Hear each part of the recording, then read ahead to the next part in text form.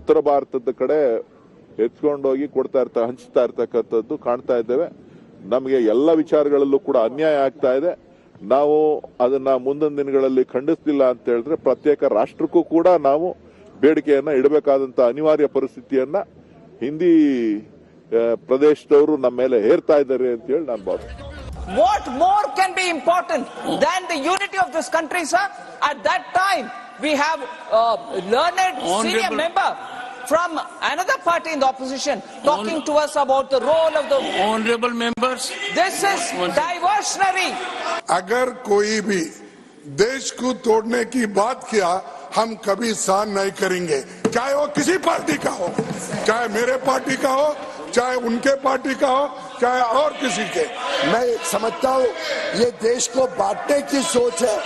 जिस प्रकार से देश के संविधान के ऊपर ये आहत है, देश के संविधान का अपमान है, जिस प्रकार से देश की एकता और अखंडता के ऊपर ये अपमान किया गया है। देश तोड़ने का बात हुआ है सर, ये बहुत बड़ा गलती किया है, बहुत बड़ा मेरे हिसाब से तो बहुत बड़ा क्राइम है। ಹಲೋ ಹಾಯ್ ನಮಸ್ಕಾರ ಸ್ನೇಹಿತರೆ.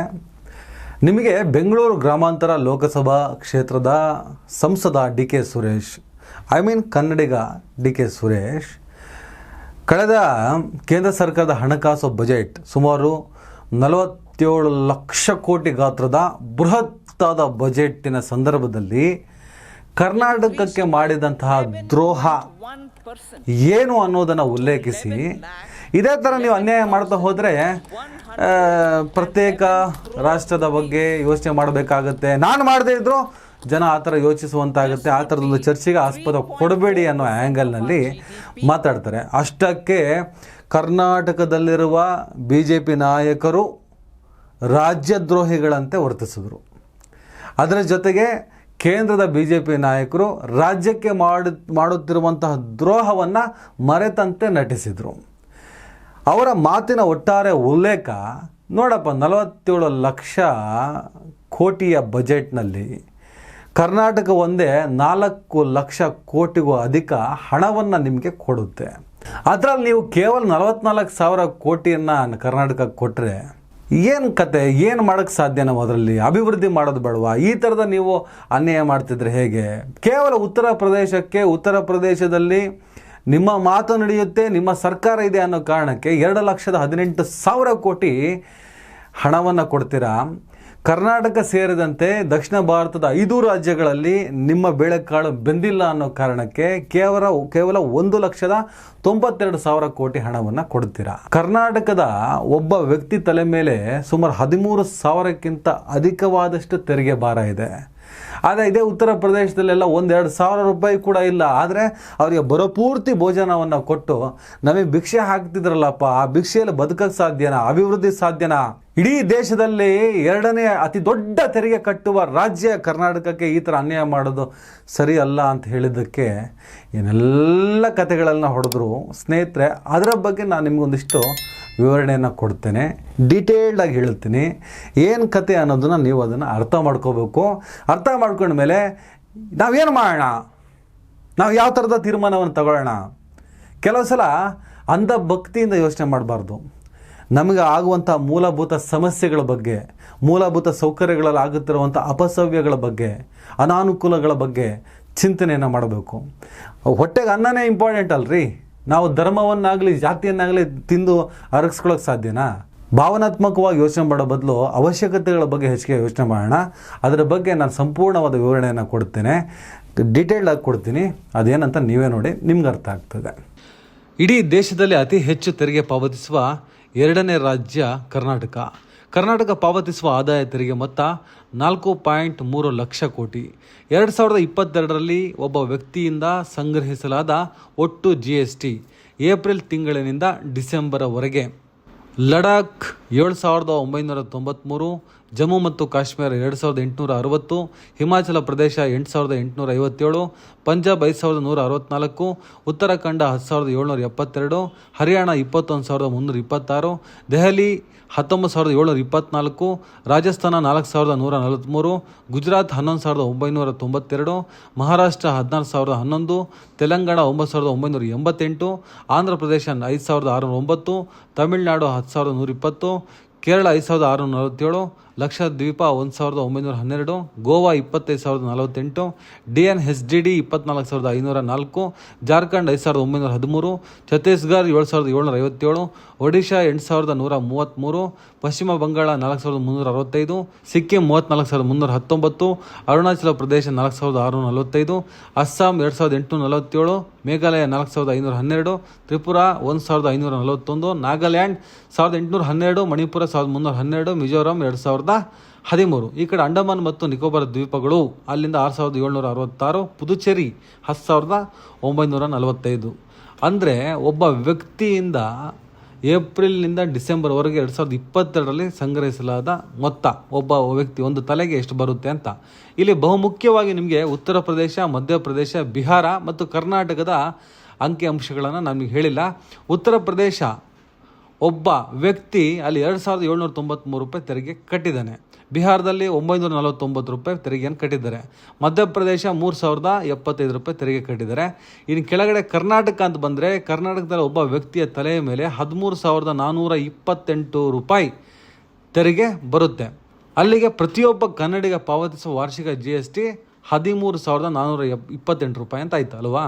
BJP ಸರ್ಕಾರ ಇರೋ ರಾಜ್ಯಗಳಲ್ಲಿ ಅಂದರೆ BJP ಬೇಳೆ ಎಲ್ಲಿ ಜಾಸ್ತಿ ಬೇಯ್ತಾ ಇದೆಯೋ ಆ ಕಥೆಯನ್ನು ಕೇಳಿ. ಅಲ್ಲಿನ ಕತೆ ಏನಿದೆ ಅಂದರೆ, ಉತ್ತರ ಪ್ರದೇಶದಲ್ಲಿ ಪ್ರತಿ ವ್ಯಕ್ತಿ ಪಾವತಿಸುವ ವಾರ್ಷಿಕ ತೆರಿಗೆ 2793, ಮಧ್ಯಪ್ರದೇಶ ಪ್ರತಿ ವ್ಯಕ್ತಿ ಪಾವತಿಸುವ ವಾರ್ಷಿಕ ತೆರಿಗೆ 3075 ರೂಪಾಯಿ.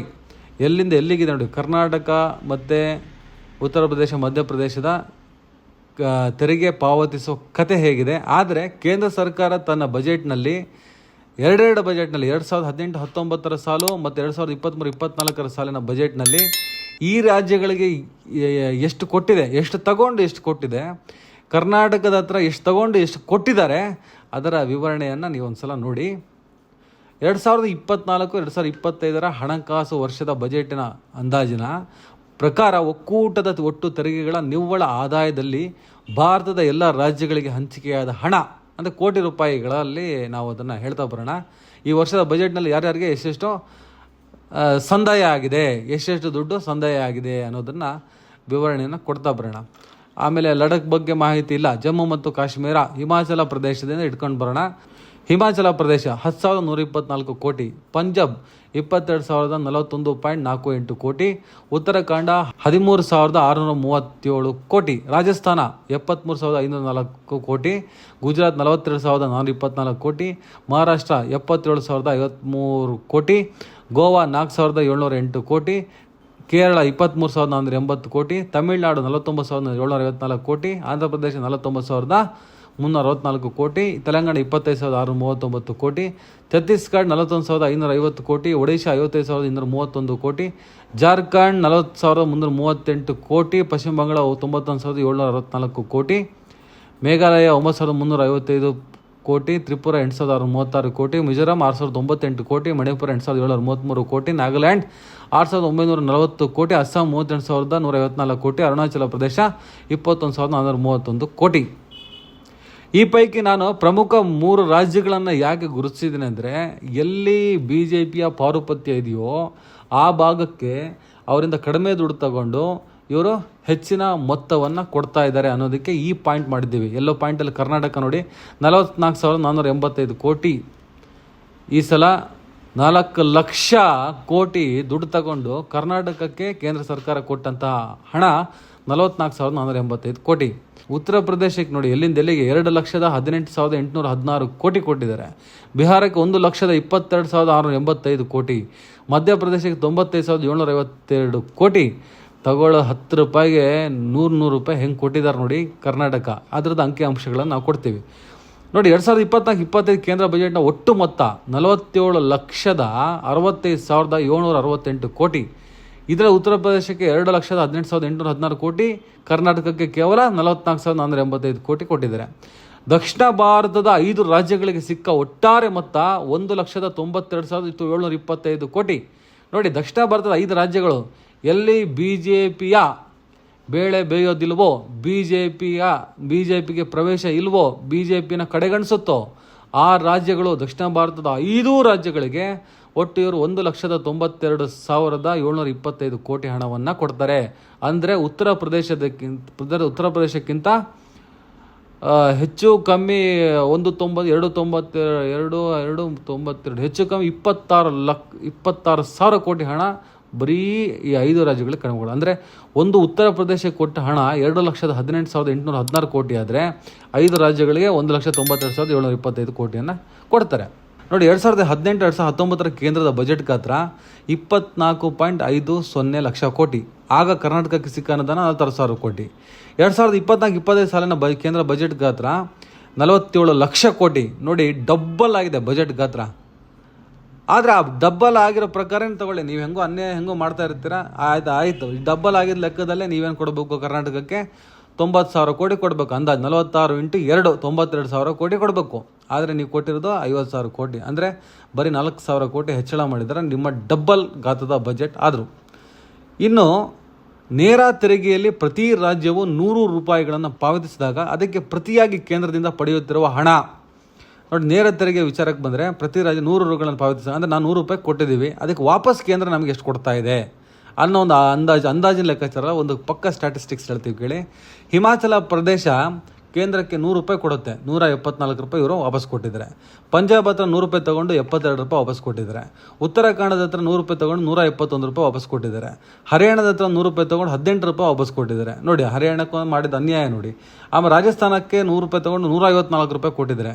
ಗುಜರಾತಿಗೆ 100 ರೂಪಾಯಿ ತೊಗೊಂಡು 31 ರೂಪಾಯಿ ಕೊಟ್ಟಿದ್ದಾರೆ. ಮಹಾರಾಷ್ಟ್ರಕ್ಕೆ 100 ರೂಪಾಯಿ ತೊಗೊಂಡು 7 ರೂಪಾಯಿ ವಾಪಸ್ ಕೊಟ್ಟಿದ್ದಾರೆ. ತೆಲಂಗಾಣಕ್ಕೆ 100 ರೂಪಾಯಿ ತೊಗೊಂಡು 49 ರೂಪಾಯಿ ಕೊಟ್ಟಿದ್ದಾರೆ. ಆಂಧ್ರದ ಹತ್ರ 100 ತೊಗೊಂಡು 46 ರೂಪಾಯಿ ಕೊಟ್ಟಿದ್ದಾರೆ. ತಮಿಳ್ನಾಡು ಹತ್ರ 100 ರೂಪಾಯಿ ತೊಗೊಂಡು 29 ರೂಪಾಯಿ ಕೊಟ್ಟಿದ್ದಾರೆ. ಕೇರಳದ ಹತ್ರ 100 ರೂಪಾಯಿ ತೊಗೊಂಡು 63 ರೂಪಾಯಿ, ಗೋವಾದ ಹತ್ರ 100 ರೂಪಾಯಿ ತೊಗೊಂಡು 86 ರೂಪಾಯಿ ಕೊಟ್ಟಿದ್ದಾರೆ. ಇಲ್ಲಿ ನೋಡಿ ಆಮೇಲೆ ಛತ್ತೀಸ್ಗಢ ನೋಡಿ, ಇವರು ಅಧಿಕಾರಕ್ಕೆ ಬರ್ತಿದ್ದಂಗೆ 100 ರೂಪಾಯಿ ತಗೊಂಡು ಅವ್ರ ಹತ್ರ 282 ರೂಪಾಯಿ ಅವ್ರಿಗೆ ಕೊಟ್ಟಿದ್ದಾರೆ. ಒಡಿಶಾ ಹತ್ರ 100 ರೂಪಾಯಿ ತೊಗೊಂಡು 187 ರೂಪಾಯಿ ಕೊಟ್ಟಿದ್ದಾರೆ. ಜಾರ್ಖಂಡ್ 303, ಪಶ್ಚಿಮ ಬಂಗಾಳಕ್ಕೆ 90 ರೂಪಾಯಿ ಕೊಟ್ಟಿದ್ದಾರೆ. ತ್ರಿಪುರಕ್ಕೆ ನೋಡಿ, ಆ ಸೈಡ್ ಬಗ್ಗೆ ಅದರದ್ದೇ ಆದ ಕೆಲವೊಂದು ಕಾನ್ಸೆಪ್ಟು, ಪ್ರಾಬ್ಲಮ್ಸು, ಇನ್ನಿತರ ವಿಚಾರ ಏನೆಲ್ಲ ಕತೆಗಳನ್ನು ನೀವು ಮುಂದೆ ಇಡೋದ್ರಿಂದ ಸ್ವಲ್ಪ ಯೋಚನೆ ಮಾಡಬೇಕು. ಅರುಣಾಚಲ ಪ್ರದೇಶ 100 ರೂಪಾಯಿ ಅವ್ರು ಕೊಡ್ತಾರೆ, ಇವರು 4,863 ರೂಪಾಯಿ ವಾಪಸ್ ಕೊಡ್ತಾರೆ. ನಾಗಾಲ್ಯಾಂಡ್ 100 ರೂಪಾಯಿ ತೊಗೊಂಡು 1,252 ಕೊಡ್ತಾರೆ. ಮಣಿಪುರ ಹತ್ರ 100 ರೂಪಾಯಿ ತೊಗೊಂಡು 1,484 ಕೊಡ್ತಾರೆ. ಮಿಜೋರಾಂ 3,583, 1,977. ತ್ರಿಪುರಕ್ಕೆ, ಮೇಘಾಲಯ 464 ರೂಪಾಯಿ. ಈಶಾನ್ಯ ರಾಜ್ಯಗಳ ಕಥೆಗಳು ಅದು ವಿಭಿನ್ನ, ಅದರ ಮ್ಯಾಟ್ರೇ ಬೇರೆ ಇದೆ. ಆ ಬಗ್ಗೆ ಇನ್ನೊಂದ್ಸಲ ನಾವು ಡಿಬೇಟ್ ಮಾಡೋಣ. ಆದರೆ ಪ್ರಮುಖವಾಗಿ ಉತ್ತರ ಪ್ರದೇಶ 333 ರೂಪಾಯಿ ಕೊಡ್ತಾರೆ ನೋಡಿ, 100 ರೂಪಾಯಿ ತೊಗೊಂಡವರಿಗೆ. ಬಿಹಾರಕ್ಕೆ ನೋಡಿ 922 ರೂಪಾಯಿ ಕೊಡ್ತಾರೆ. 100 ರೂಪಾಯಿ ಬಿಹಾರ ಕೇಂದ್ರ ಕೊಟ್ಟರೆ 922 ರೂಪಾಯಿ ಅವರಿಗೆ. ಮಧ್ಯಪ್ರದೇಶ 279 ರೂಪಾಯಿ ಕೊಡ್ತಾರೆ. ಆದರೆ ಇಡೀ ದೇಶದಲ್ಲಿ ತೆರಿಗೆಯನ್ನು ಕಟ್ಟೋದ್ರಲ್ಲಿ ನಂಬರ್ 2, 2ನೇ ಅತಿ ದೊಡ್ಡ ರಾಜ್ಯ ಇಡೀ ದೇಶಕ್ಕೆ. ಅಂದರೆ 4 ಲಕ್ಷ ಕೋಟಿ ರೂಪಾಯಿ ತೆರಿಗೆಯನ್ನು ಕಟ್ಟುವ ಕರ್ನಾಟಕ, ಇವರ ಹತ್ರ 100 ರೂಪಾಯಿ ತಗೊಂಡು 13 ರೂಪಾಯಿ ವಾಪಸ್ ಕೊಡ್ತಾರೆ. 13.9 ಕರ್ನಾಟಕಕ್ಕೆ. ಇದು ಏನು ಸರಿ? ಉತ್ತರ ಪ್ರದೇಶ, ಬಿಹಾರ, ಮಧ್ಯಪ್ರದೇಶ BJಪಿಯ ಪಾರುಪತ್ಯ ಇರೋ ಕಡೆ ಇವ್ರಿಗೆ ಇಷ್ಟ ಬಂದಾಗ ನೋಡಿ, ಹೆಚ್ಚು ಕಮ್ಮಿ ಬಿಹಾರಕ್ಕೆ 1,000 ರೂಪಾಯಿ ಲೆಕ್ಕದಲ್ಲಿ ಕೊಡ್ತಾ ಇದೆ. ಏನು ಬಂಪರ್ ಆಫರು. ಈ ಅನ್ಯಾಯದ ಬಗ್ಗೆ ಪ್ರಶ್ನೆಯನ್ನು ಮಾಡಿದ್ರೆ, ಈ ಅನ್ಯಾಯದ ಬಗ್ಗೆ ಮಾತನ್ನು ಎತ್ತಿದ್ರೆ, ನಮ್ಮ ತೆರಿಗೆ ನಮ್ಮ ಹಕ್ಕು, ನಮ್ಮ ತೆರಿಗೆ ಹಣ ನಮಗೆ ನೀಡಿ, ಕರ್ನಾಟಕಕ್ಕೆ ಅನ್ಯಾಯ ಮಾಡಬೇಡಿ. ಈ ಥರ ನೀವು ಕರ್ನಾಟಕದಿಂದ 4 ಲಕ್ಷ ಕೋಟಿ ದುಡ್ಡು ತಗೊಂಡು 40,000 50,000 ಕೋಟಿ ವಾಪಸ್ ಕೊಡ್ತಾ ಇದ್ದರೆ ನಮ್ಮ ಡೆವಲಪ್ಮೆಂಟ್ ಮಾಡೋದು ಹೇಗೆ? ಡೆವಲಪ್ಮೆಂಟ್ ಮಾಡೋದು ಕಷ್ಟ ಇದೆ. ಹಾಗಾಗಿ ನಾವೇನಾದರೂ ಪ್ರತ್ಯೇಕತೆ ಬಗ್ಗೆ ಮಾತಾಡಬೇಕಾಗುತ್ತೆ. ಅಥವಾ ನಾನು ಮಾತಾಡದೇ ಇದ್ದರೂ ನಾಳೆ ದಿನ ಕರ್ನಾಟಕದಲ್ಲಾಗಲಿ ದಕ್ಷಿಣ ಭಾರತದಲ್ಲಾಗಲಿ ಈ ಥರದ ಒಂದು ಹೋರಾಟ ಶುರು ಆಗ್ಬೋದು. ಹಾಗಾಗಿ ಒಬ್ಬ ಮನೆ ಯಜಮಾನ ಅನಿಸ್ಕೊಂಡವನು ಎಲ್ಲರನ್ನೂ ಒಂದೇ ಥರ ನೋಡಿ, ತಾರತಮ್ಯ ಮಾಡಿಬಿಡಿ. ದುಡ್ಡಿಲ್ಲ ಅಂದರೆ ಡೆವಲಪ್ಮೆಂಟ್ ಮಾಡೋದು ಹೆಂಗೆ, ಡೆವಲಪ್ಮೆಂಟ್ ಆಗೋದು ಹೆಂಗೆ ಅಂತ ಕೇಳಿದ್ದಕ್ಕೆ ದೇಶದ್ರೋಹಿ ಅನ್ನೋ ಪಟ್ಟವನ್ನು ಕಟ್ಟೋದಕ್ಕೆ ಒಂದು ವಿಫಲ ಪ್ರಯತ್ನವನ್ನು BJP ಆ್ಯಂಡ್ ಟೀಮ್ ಮಾಡುತ್ತೆ. ಇದು ಜನರು ಇದರ ಬಗ್ಗೆ ಯೋಚನೆ ಮಾಡಬೇಕು ಅಷ್ಟೇ. ಓಕೆ ಸ್ನೇಹಿತರೆ, ನೋಡಿದ್ರಾ ವಿವರಣೆಗಳೆಲ್ಲ ಸರಿ ಅಂತ ಅನ್ನಿಸ್ತಾ? ಏನಾದರೂ ಕನ್ವಿನ್ಸ್ ಆಯ್ತಾ? ಏನಾದರೂ ತೀರ್ಮಾನವನ್ನು ತಗೋತೀರಾ? DK ಸುರೇಶ್ ಅಥವಾ ಯಾವುದೇ ಕನ್ನಡಿಗ ನಮ್ಮ ರಾಜ್ಯದ ಪರವಾಗಿ ಮಾತನಾಡಿದ್ದು ಅದು ದೇಶದ್ರೋಹ ಆಗುತ್ತಾ? ಯೋಚನೆ ನೀವು ಮಾಡಿ. ನಮಸ್ಕಾರ.